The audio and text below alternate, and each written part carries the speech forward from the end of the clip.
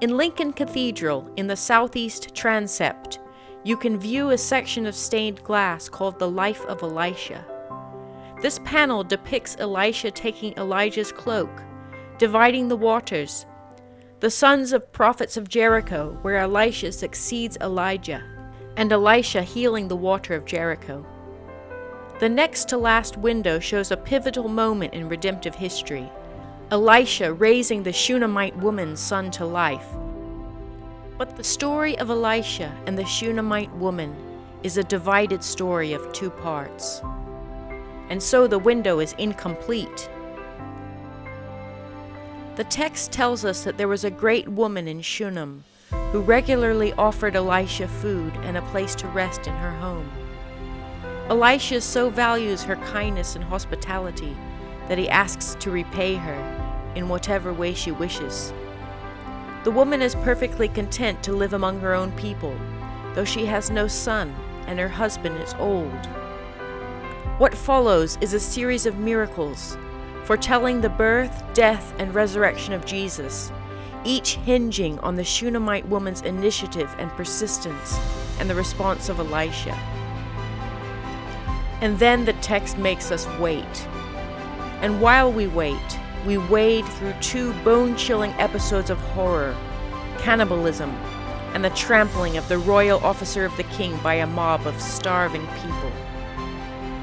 These are terrible times, and in these terrible times, Elisha remembers the Shunammite woman, her hospitality, and her son whom he raised from the dead.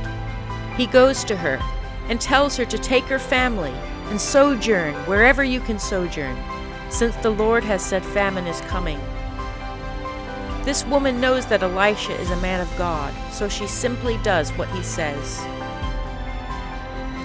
We don't hear what happens to the woman and her family while she's wandering, since the very next verse relates her return.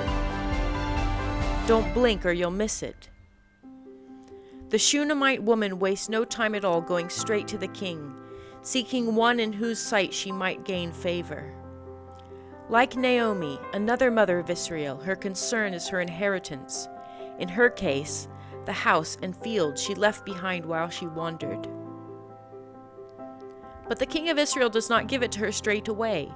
Instead, as she is arriving, he asks Gehazi, the servant of the man of God, to please relate to me all the great things that Elisha has done. And Gehazi said, "My lord, O king, this is the woman, and this is her son, whom Elisha restored to life." At this moment, heaven and earth combine.